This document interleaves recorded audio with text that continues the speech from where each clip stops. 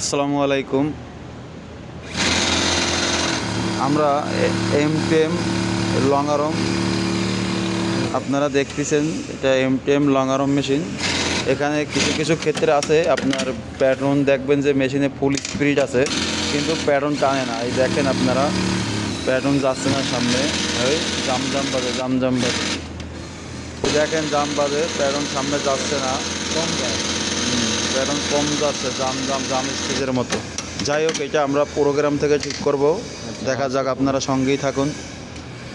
এক্ষেত্রে এখানে ফোনে এস সাব দিয়া আবার ওয়ানে ডাইয়া এস সাব দিতে হবে, এফ সাব দিয়া এখানে 700 করে দিতে হবে, প্রোগ্রাম থেকে 700 করে দিতে হবে।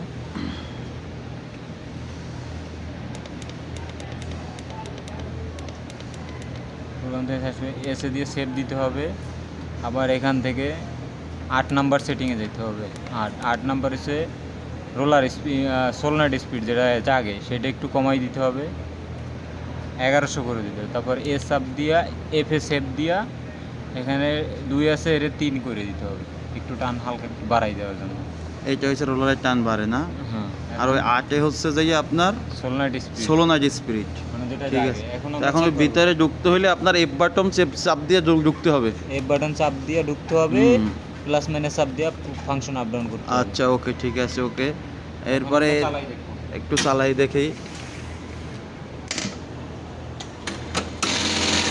দেখেন কি এখন আর প্যাটার্ন কোথাও বাজে না, একদম ফুল স্পিডে চলে, কোথাও জাম স্টিচ হবে না, কোনো জায়গায় স্টিচ ঘন পাতলা কিছু হবে না।